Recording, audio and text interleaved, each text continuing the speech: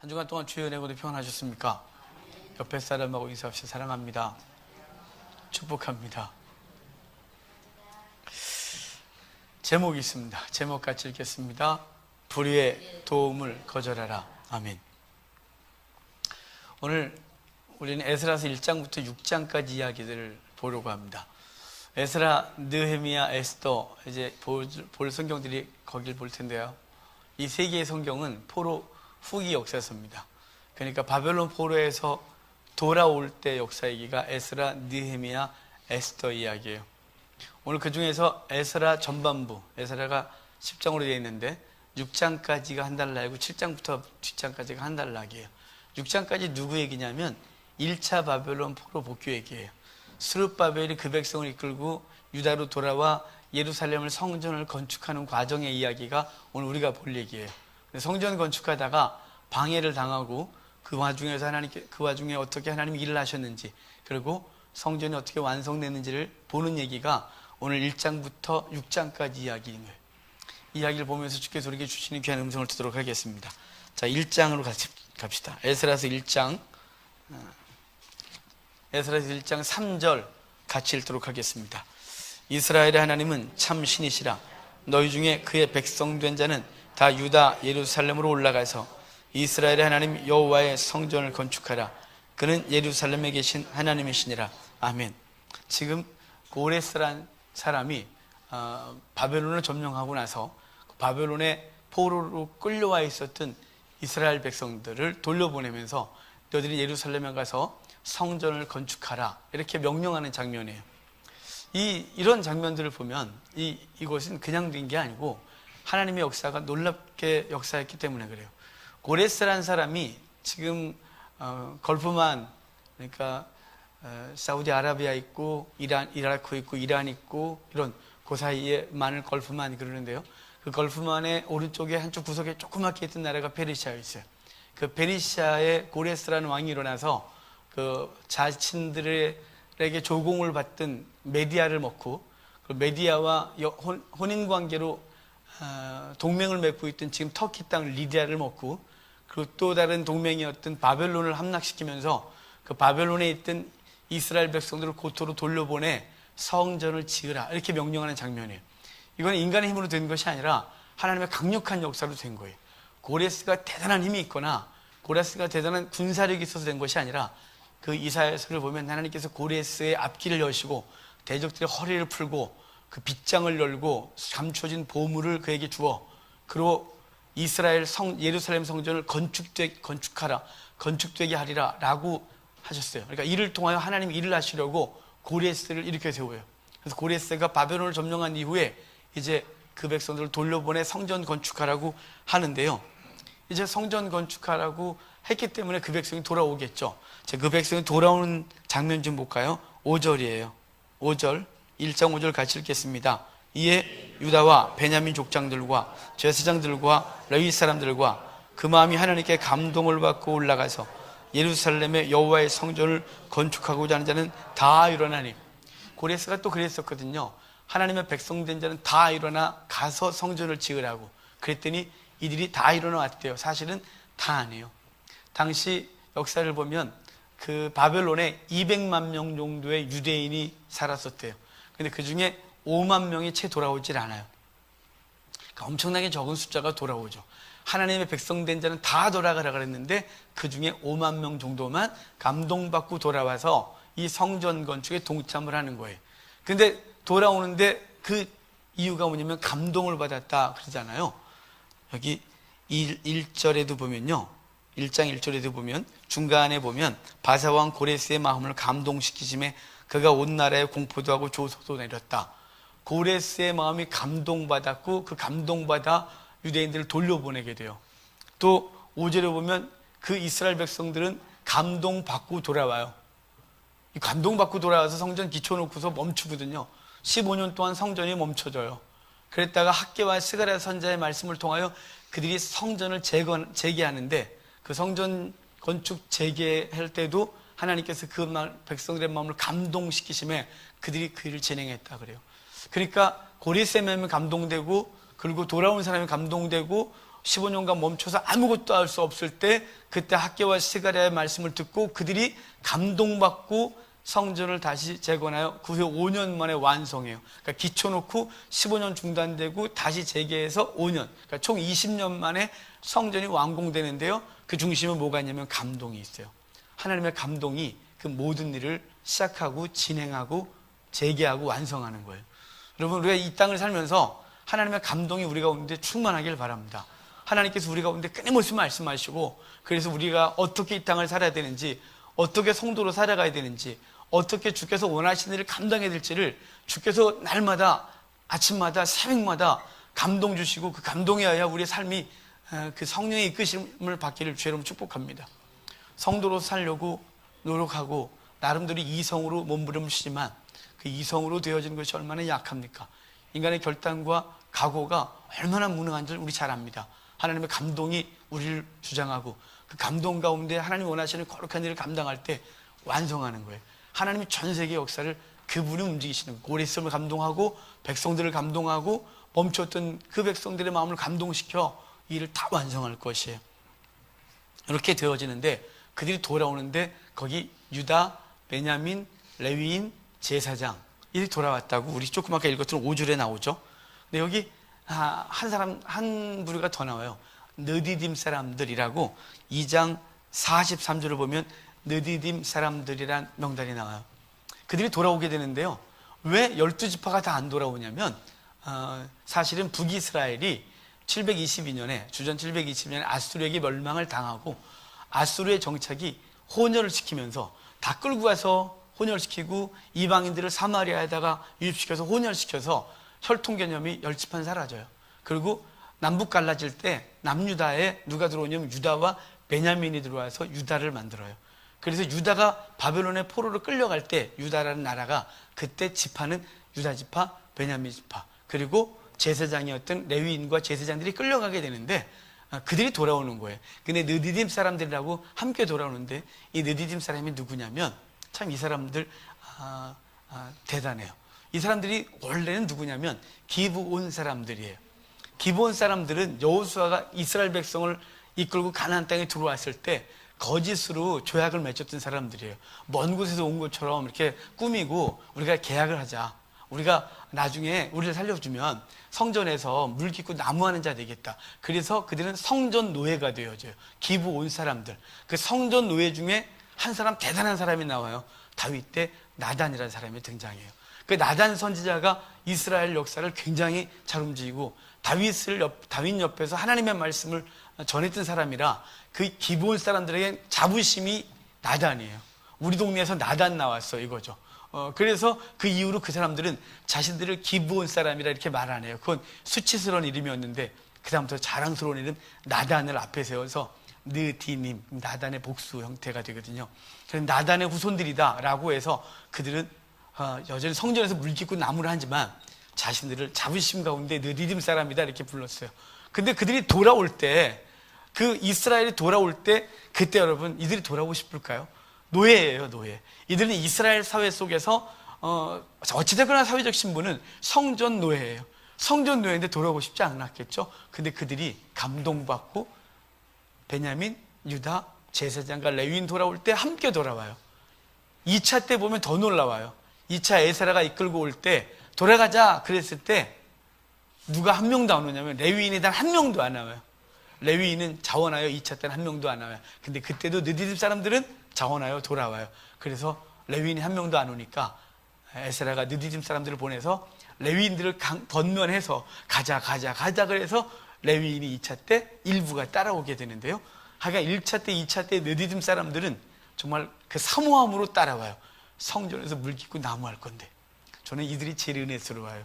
돌아올 때 그들은 사실은 본토인도 아니요 이방인 취급당할 것이고 성전에서 노예로 살 건데 마치 다윗이 성전 문지기로 있어도 좋다고 했던 것처럼 이들은 그 삶을 위하여 돌아왔던 사람들이에요. 돌아와서 성전 재건에 동참합니다. 그러면서 성전 재건에 동참을 하는데 3장에 이제 기초를 놓기 시작해요. 기초를 놓을 때 이들이 난리가 나요. 너무 감동해서. 자, 한번 3장 11절, 12절, 13절이에요. 그 부분 읽겠습니다. 3장 11절, 12절, 13절 같이 읽겠습니다.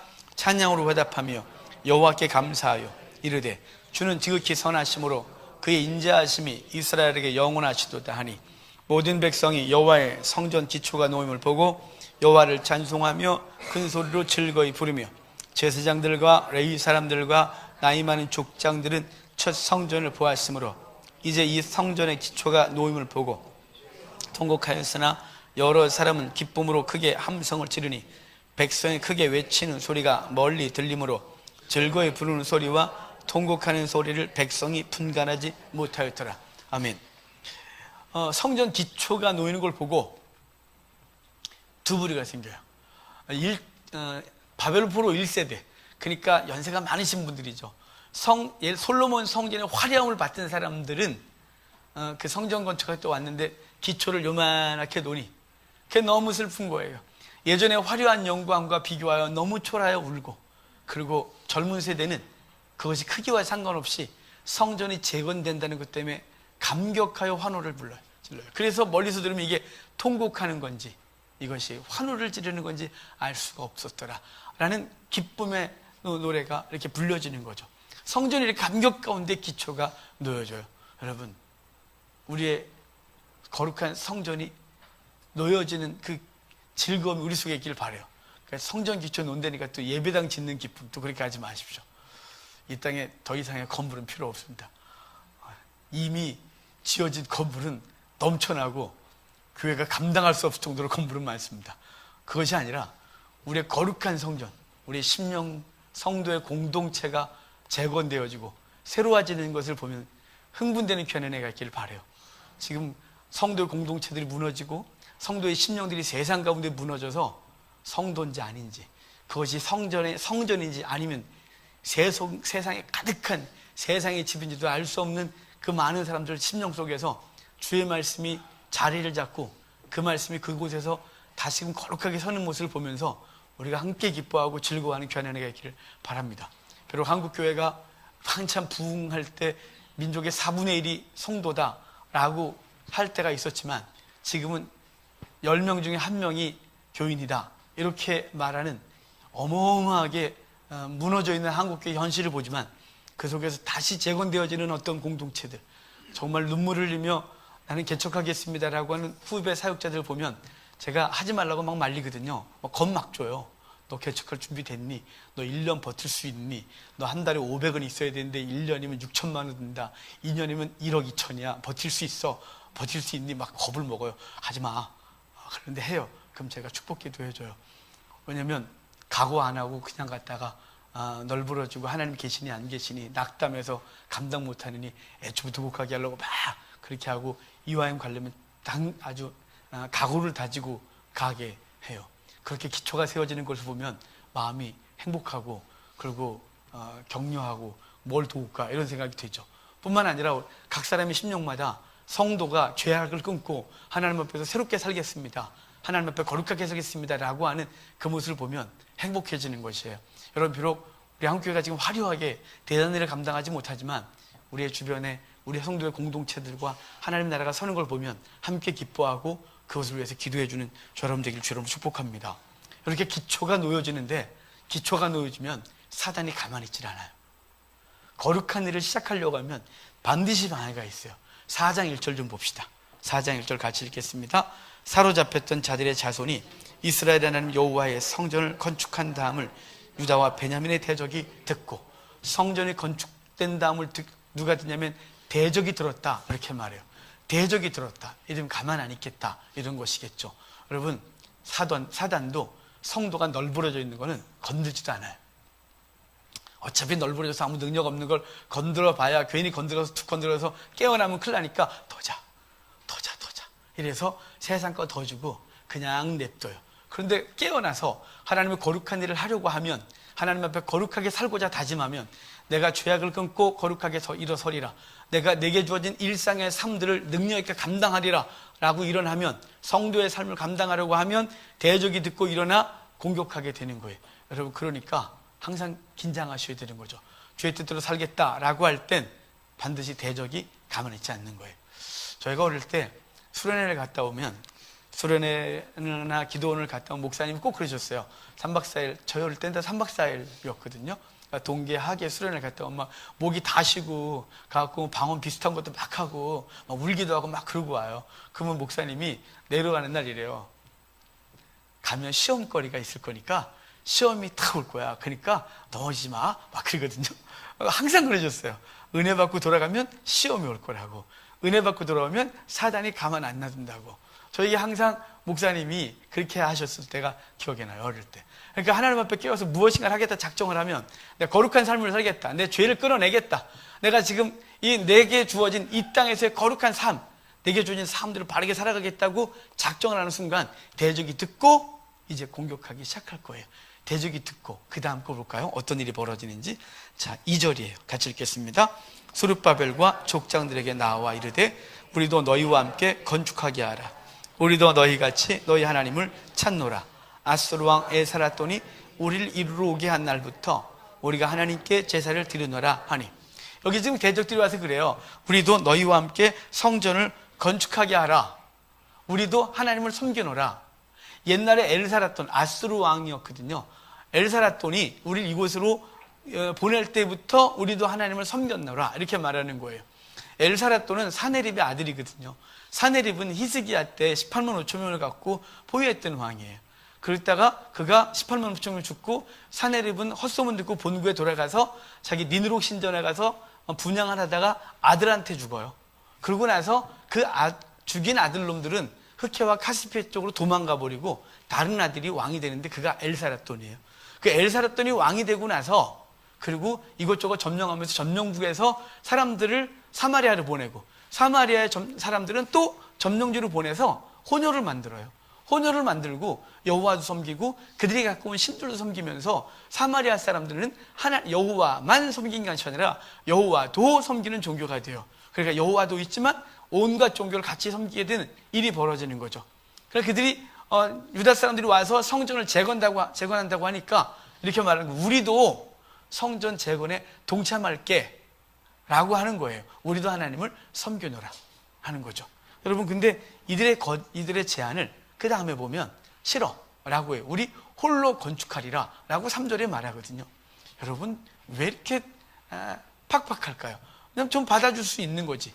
여호와를 섬긴다는데 그래? 좀 도와줘 라고 하면 되잖아요. 사실은 유다는 힘이 없었어요. 유다는 바벨론에게 망할 때가 완전히 망해요. 3차에 걸쳐서 망하면서 남아있던 사람들까지도 대학살을 당해서 유다 땅엔 유대인이 하나도 없었어요. 거기다가 바벨론 정책은 무너진 성은 재건하면 안 됐기 때문에 황폐한 상태로 70년 동안 있었던 땅이에요. 그리고 유다인들은 지금 하나도 없는 땅에 돌아와서 그 무너진 성을 재건하겠다고 있는 거고, 사마리아는 주전 722년에 아수르에게 멸망한 이후에 아수르의 속국으로 살아가요. 그러다가 바벨론이 아수르를 점령하면서 그냥 그대로 바벨론이 되는 거예요.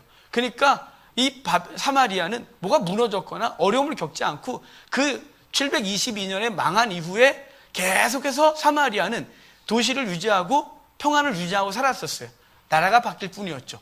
그러니까 유다가 돌아왔을 때 그들은 굉장히 강력한 상태로 그 땅을 유지하고 살았고, 그 강력한 애들이 와서 우리도 하나님 섬기는데 도와줄게, 동참할게, 헌금 필요하면 헌금도 주고 사람이 필요하면 사람도 보내주고 할게, 우리 함께 할게 라고 했어요.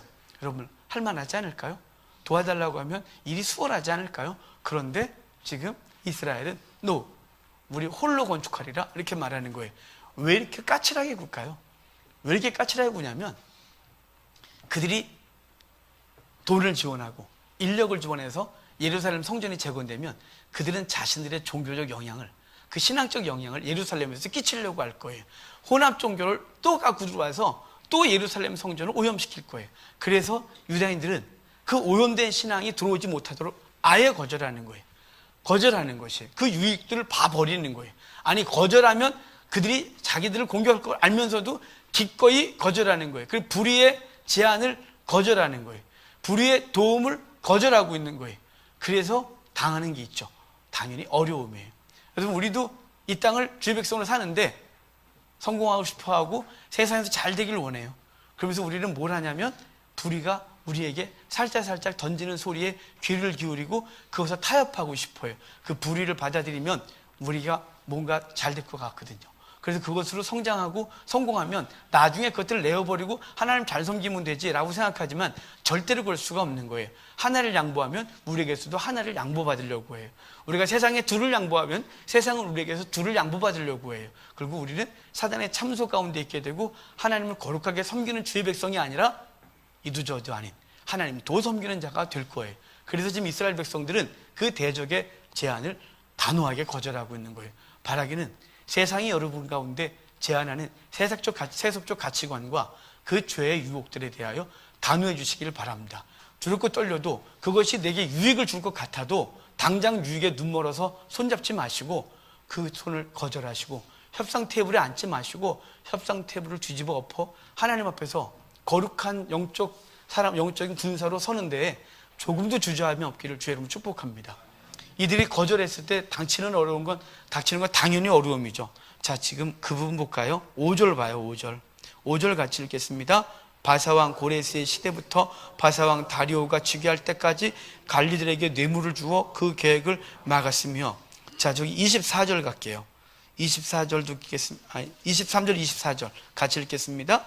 아닥사사 왕의 조소 초본이 루음과 서유관 심세와 그의 동료 앞에서 낭독되매 그들이 예루살렘으로 급히 가서 유다 사람들을 보고 권력으로 억제하여 그 공사를 그치게 하니 이 예루살렘에서 공사가 바사왕 다리오 제2년까지 중단되니라. 그 불의의 도움, 불의의 제안을 거절했다가 거절한 것을 끝나지 아니하고 그들이 조직적으로 계획적인 방해를 하고 결국은 방해가 성공해서 15년 동안 성전이 중단돼요. 다리오 왕 2년 때까지가 15년 되거든요. 15년 동안 아무것도 하지 못해요. 정말 아무것도 할 수 없는 상태가 되어져요. 그때 후회하지 않았을까요? 그때 손 잡을 걸. 그때 그래 좀만 도와줘 라고 할 걸. 그러면 일도 좀 수월하고 이런 일은 없었을 텐데 우리가 왜 이렇게 까칠했을까? 이런 후회 안 할까요? 여러분, 하나님 앞에 거룩하게 섰을 때, 하나님 앞에 옳은 결정을 했을 때 다가오는 어려움을 후회하지 마십시오. 자꾸 그것을 돌아보면 성도로서 거룩한 삶을 살아가는 능력이 안 생겨요. 하나님이 아시지, 주님 책임지시지, 주님께서 나를 기억하시지 라는 믿음으로 오늘을 서 있는 거예요. 그래서 나중에 우리가 또 보겠지만 느헤미야서를 보면 느헤미야는 거룩한 일을 하면서 하나님 앞에 이래요. 주여, 이 일을 기억하옵소서. 내가 주를 위한 이것을 기억하옵소서. 그 손해본 거 기억하옵소서. 내가 지금 이 어려움을 겪는 거 기억하옵소서. 결국은 주께서 기억하시고 느헤미야 때 성벽이 완성되어지며 하나님의 거룩한 일이 벌어져요. 여러분, 하나님 앞에 그 불의의 제안, 불의의 도움을 거절했을 때 오는 어려움들과 힘든 사건들 앞에서 돌아보고, 그때 그럴 걸, 내가 살짝 잡을 걸, 그때 뭘 그렇게 내가 신앙이 대단하다고 그때 그렇게 단호하게 결정했다고 오늘은 어려움을 겪노라는 후회를 하지 마시길 바랍니다. 제가 종종 그럴 때가 있거든요.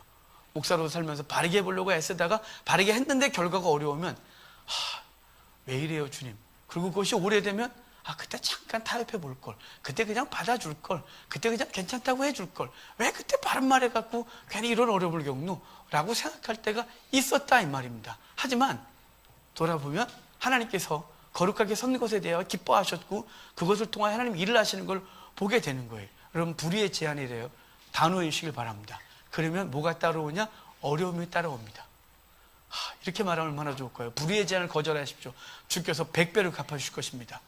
할렐루야. 그럴 텐데 성경 어딜 봐도 불의의 제안을 거절했다가 100배로 갚은 건 없으시고 불의의 제안을 거절하면 죽었습니다. 그래서 요한계시록에서 이렇게 말합니다. 하나님을 경배하라. 바벨론 무너졌다. 육륜표 받지 마라. 성도의 인내가 여기 있다. 지금 이후로 그리스도 안에 죽는 자는 복이 있다. 뭐 했나요? 주 앞에서 거룩하게 살려다가 죽었습니다.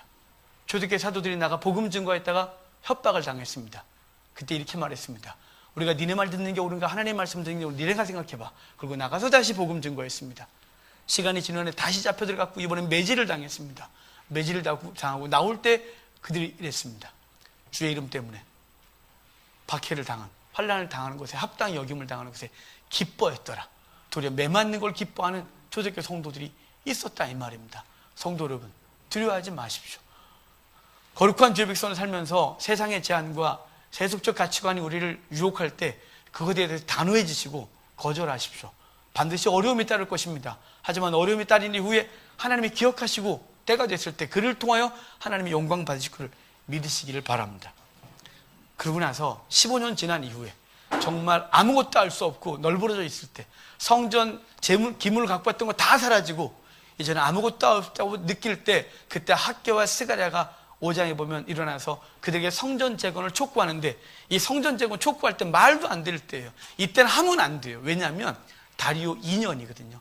다리오 왕 2년이 어떤 사건이 벌어졌냐면 고레스가 바벨론까지 점령을 하고 그가 지금 아프가니스탄 쪽을 점령하러 오다가 그가 죽어요. 거기서 죽고 그의 아들 캄비세스가 왕이 되고 캄비세스는 이집트 점령하고 올라오다 죽어요.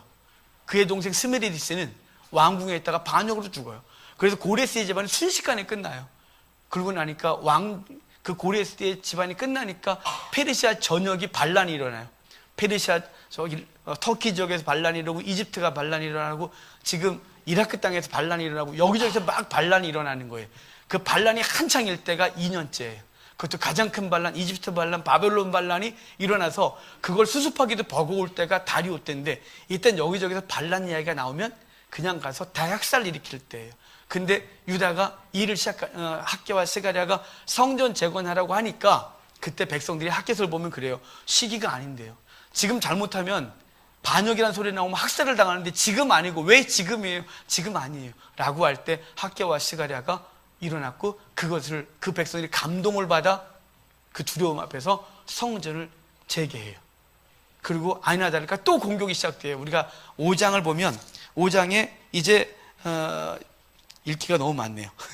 5장 보면 이 대적들이 일어나서 또 해? 누가 시작했어?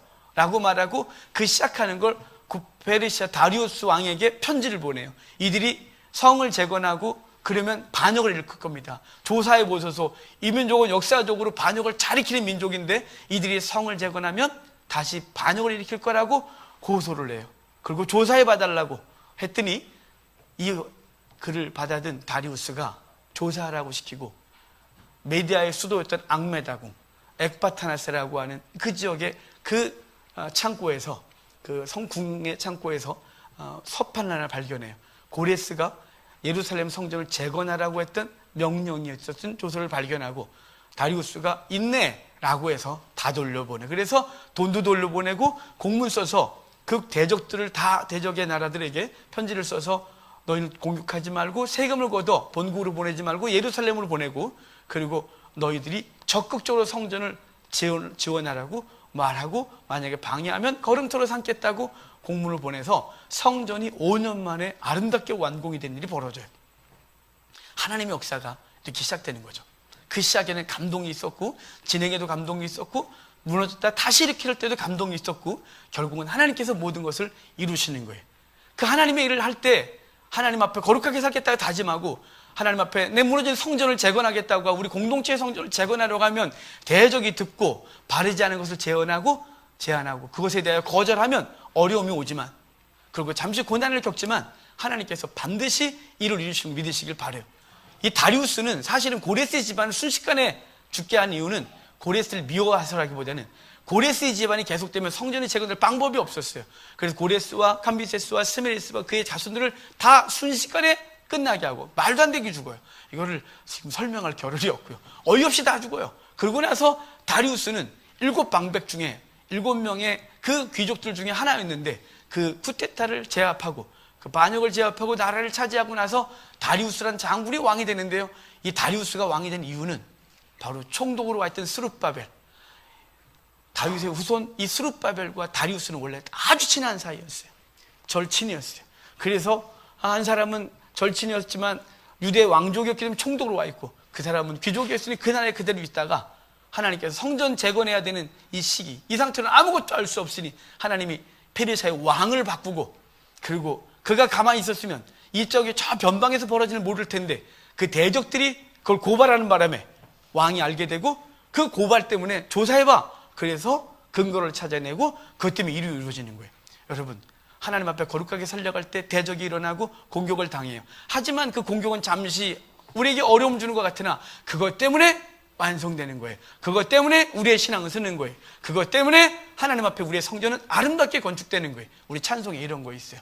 풍랑 일고 바람이 불면 그것 때문에 더 빨리 가는 배에 대한 얘기가 있는 것이에요. 여러분, 환난은 우리로 온전한 성도 되게 하는데 바로 하나님 앞에 거룩하게 살고자 작정했기 때문에 그분이 일을 하기 시작했고, 일하기 시작할 때 대적이 움직인 거고, 그 대적이 우리를 죽일 수 없는 것이고 우리를 훈련하여 결국은 아름다운 성전 되게 하는 것을 믿으시기를 바랍니다. 불의의 도움을 거절하십시오. 불의, 그것은 우리로 하여금 교묘하게 들어옵니다. 여러분, 우리 교회 성장하기를 원합니다. 대단하게 성장하기를 원합니다. 어떤 목사가 성장을 원하지 않는 목사가 있겠습니까? 하지만 교회 성장에 있어서 우리는 성장을 위하여 효율을 따지고 영혼을 잃어버릴 때가 있습니다. 여러분, 교회 공동체는 효율이 가치가 있어서는 안 됩니다. 무슨 얘기냐면, 교회 내에 어떤 한 사람이 있다 칩시다. 그 사람이 상처 주고, 그 사람 때문에 공동체가 자꾸 깨지고, 그 사람 때문에 상처를 받고 성도가 떨어져 나가고, 뭐가 일이 잘 안 되고, 그 사람이 그 자리에 있는 것 때문에 아무 일도 안 되고, 그럴 때 그 사람을 내치고 효율을 따지는 것이 아니라, 교회는 그 한 사람 붙들고 효율을 포기하는 것입니다. 그 한 사람 때문에 기꺼이 부흥을 포기하는 것입니다. 하나님 앞에서 영혼 때문에 효율을 포기하는 것이에요. 우리는, 이 시대에 우리는 효율이 교회까지 들어와서 효율 때문에 상처받고, 효율 때문에 누군가를 버리는 것에 대해서 아주 정당화되고, 그 사람 나가는 것에 대해서 전혀 속이 다 시원하다, 이런 못된 소리를 하는 일이 벌어지는 것이 아니에요. 여러분, 교회 공동체는 하나님 앞에 거룩한 이 공동체를 세우는 데는 효율이 아니라 한 영혼의 가치가 최고의 가치를 갖고 있어야 됩니다. 우리 이러는 것에 속으면 안 됩니다. 성공하면 주님 영광 받으신다. 성경에 어디에 성공하면 영광 받는다고 있습니까? 우리는 성공하면 영광 받는다고, 성공하라고 가르칩니다. 그래서 성공해야 된다고, 그래서 공부하고 하나님 앞에 예배도 다 포기시키고, 성공하면 일단 되는 것이, 과정은 어쨌든 상관없는 것이죠. 여러분, 아니에요. 하나님은 언제 그러셨습니까? 성공 안 해도 과정 속에서 하나님의 백성으로 살아가면 그것을 영광 받는 것입니다. 초대교회 300년이 그걸 분명히 우리에게 증명해 주십니다. 초대교회 300년 동안 그 박해 속에서 성도가 세상 가운데 높은 자리에 차지하겠다고 생각한 적이 없습니다. 기꺼이 죽었고, 기꺼이 포기했고, 기꺼이 손해봤고, 그리고 성도의 삶을 기꺼이 살아갔습니다. 로마 스틱스강에 버려졌던 고아들을 데려다 키웠고, 그리고 그 주변에 도와줄 사람들을, 그 로마의 가난한 빈민들을 크리스찬들이 돕기 시작했고, 거의 300년 동안 그 일을 버렸고, 그리고 대가는 목숨을 잃는 거였습니다. 하지만 주 300년이 지나고 나서 로마는 기독교를 인정할 수밖에 없는 기독교의 승리를 받습니다. 하나님의 영광이 그때 드러난 것입니다. 그 이후에 정치와 교회가 결탁하면서 성공했다 여겼지만 하나님은 영광이 사라졌습니다. 하나님의 영광이 교회에서 사라지고 말았고, 세상 것만 가득했습니다. 여러분, 세상의 유혹 앞에 타협하면 안 됩니다.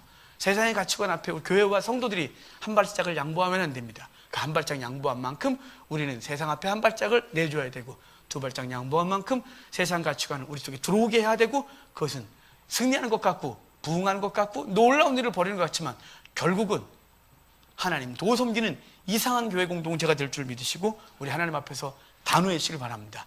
이쯤이야 그러지 마십시오. 남들도 다 그렇게 사는데 그렇게 하지 마십시오. 남들 다른 교회도 다 그런데 우리도 그러면 되지 않냐고 생각하지 마십시오. 성경이 아니야 그러면 아닌 것이고, 성경이 그렇다라고 말하면 그렇게 가는 것입니다. 이 땅에서 하나님 앞에서 우리가 살면서 120년 기껏 살면서 이 썩을 영광을 가져봐야 아무것도 아닌 것입니다. 성경은 분명히 말합니다. 세상은 망한다고, 바벨론은 무너진다고, 그 불의는 반드시 심판을 받을 것이라고. 하지만 하나님의 말씀 진리는 온전히 서고 영원히 선다고 이사야가 분명히 말하고 있는 걸 기억하셔서 하나님 말씀 우리 속에 자리하고, 그리고 그 말씀 우리를 주장하기를 간절히 소원합니다. 불의의 제안을 거절하십시오. 불의와 타협하지 마십시오. 그 협상 테이블에 앉아 무엇인가 조금이라도 얻어낼까, 불의 앞에서 조금이라도 타협하면서 조금이라도 이익을 얻을까 고민하지 마시고, 그 앞에 앉으려고 할 때 스스로가 그 테이블에 앉아서 세상이 주는 유익을 얻고 싶어 할 때 과감하게 테이블을 엎어버리고, 그리고 돌아서서 주여 주님 책임지십시오, 하나님 주님 책임지십시오라고 서는 우리가 되길 바랍니다. 당장 어려움이 따를 것입니다. 당장 손해를 겪을 것입니다. 분명합니다. 여러분에게 아니라고 말하지 않습니다. 하지만 때가 되면 그를 통하여 주님 영광 받으시고 주의 나라가 그와 그의 가정과 그 주변에 온전히 설 줄 믿습니다. 무너지는 한국교회 앞에 누가 설까요? 저와 여러분 서야 됩니다. 뭐로 설까요? 대단한 역사로요? 뭘 대단한 게 있겠습니까? 우리 교회가 작고 우리 자신이 대단한 능력이 없는 것을. 하지만 우리 할 수 있는 거 있습니다. 우리 한 사람 한 사람이 말씀 앞에 서서 불의와 타협하지 아니하고 불의의 제한을 과감하게 거절하며 기꺼이 손해를 보고 하나님의 백성의 자리에 서는 것입니다. 그런 사람이 1명 서고 2명 서고 3명 서고 4명 서면 언젠간 하나님께서 우리 한국교회를 다시 거룩하게 세워 열방의 복음 증거자로 세우는 놀라운 은혜가 있을 줄 믿습니다.